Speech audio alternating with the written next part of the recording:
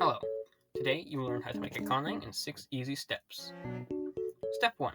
Choose a letter order. Remember, C stands for consonant and V stands for vowel. For your first conlang, I suggest using CV. However, you can use any combination of consonants and vowels you want. Step 2. Get some sounds.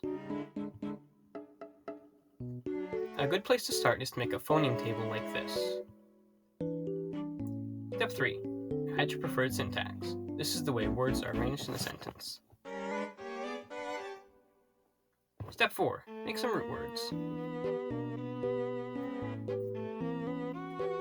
These are the root words I will use. You can use them too, or you can make your own. Step 5. Make some prefixes and suffixes. These are the prefixes and suffixes I will use. I've also included some affixes that can be placed on either end of the word. Step 6. Make some grammar rules. These will help shape your language into something much easier to use. Here are some common grammar rules.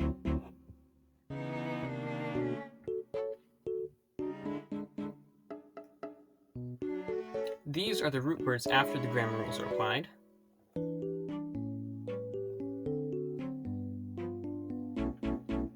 And these are the prefixes, suffixes, and affixes after the grammar rules are applied.